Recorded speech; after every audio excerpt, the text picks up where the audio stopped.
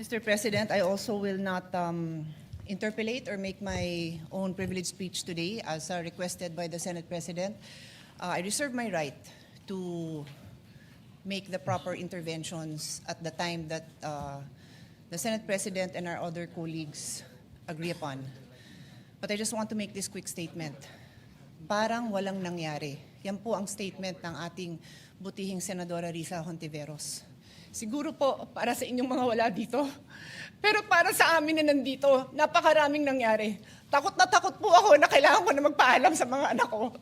At yung staff ko, 2 pintuan ang pagitan ko sa putukan. Yung staff ko na si Claire, na 20 years na sa akin, nandun siya sa labas. She has a 12-year-old son. Kinuwento niya sa akin lately na tumatakbo siya, hindi niya alam kung saan siya pupunta. Kaya para sabihin niyo na walang nangyari. Napakasakit para sa aming lahat na nandito. And as I said, 2 pintuan na nagpo-protect sa akin sa putukan.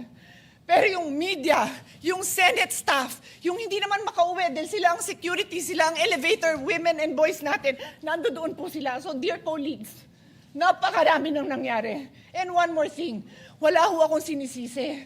Pero nung pagkatapos ng lahat, pagtingin ko ng group natin, yung dating majority group, walang ni isa sa inyong nangamusta sa amin. Some of you I've known for 20 years, 10 years, and I didn't even hear any of you say, kamusta na kayo dyan? Napakasakit nun sa akin. Sobrang sakit.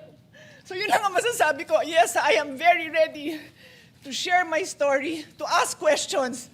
Pero kung wala ho kayo dito, huwag niyong questionin yung mga nangyari sa mga nandito. Dahil nandito kami, kasama ng staff namin, Senate staff. You have your own story. I respect that.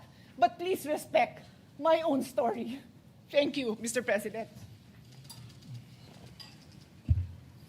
Minority Leader. Mr. President, yes, of course, we sympathize with the manifestation made by Senator Pia Cayetano. But my